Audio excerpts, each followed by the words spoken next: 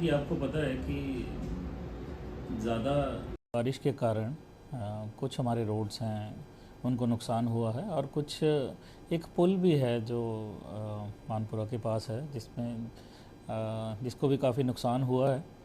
और इसके अलावा एक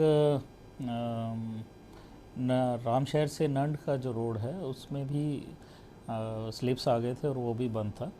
तो 3-4 ऐसे लोकेशंस हैं जहाँ पर नुकसान हुआ। और सबसे बड़ी अगर मैं बात करूं तो जो नालागढ़ से रामशहर का रोड है कुमारहट्टी के पास, उसमें क्योंकि एक काफ़ी बड़े पहाड़ का एक बड़ा पोर्शन नीचे आ गया था, लैंडस्लाइड हुआ था, उसके कारण लगभग 300 मीटर तक जो सड़क है वो प्रभावित रही। लेकिन अब उसे खोल दिया गया है छोटे वाहनों के लिए, जीप और कार के लिए खोल दिया गया है। और होपफुली जैसे ही बारिश थोड़ी और कम होगी तो बड़े वाहनों के लिए भी उसको खोला जाएगा।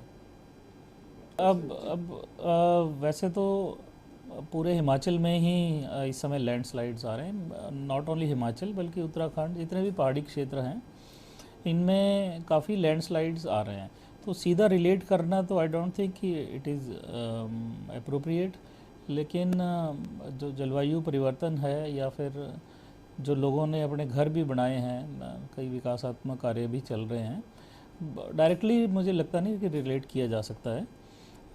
अब ये बारिश का मौसम है और ज़्यादा बारिश हो रही है, उसके कारण भी हो रहा है। मानपुरा जो पुल है उसमें भी मुझे लगता है कि ऐसा डायरेक्टली रिलेट मुझे लगता नहीं, कि जब तक कोई स्टडी ना हो और जिसमें इसका कारण ऐसा ना पता चले तब तक मुझे लगता नहीं कि ये उचित है कि डायरेक्टली रिलेट किया जाए।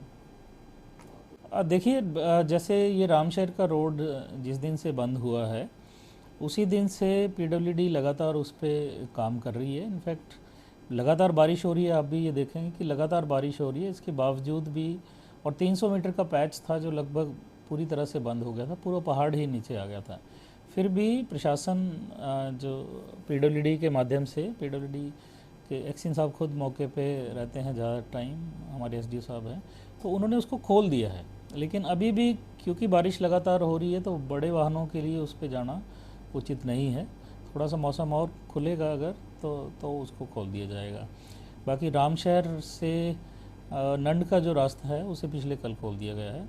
अब ये जैसे जहाँ पर ज़रूरत लग रही है वहाँ पर जो डिपार्टमेंट है वो कार्रवाई कर रहा है। देखिए, उन सबको पास में एक सराय में उन सब का इंतज़ाम किया गया है ताकि वो लोग वहाँ ना रहें, क्योंकि जब तक बारिश का मौसम है और वहाँ एक बार डिस्टर्बेंस हो गई है पहाड़ी के ऊपर, हम लोग भी वहाँ पर गए थे, तब तक वहाँ पर उनका रहना तो सुरक्षित नहीं है। इसलिए वो लोग खासकर रात में तो वहीं रहते हैं ताकि किसी तरह की अप्रिय घटना ना हो पाए।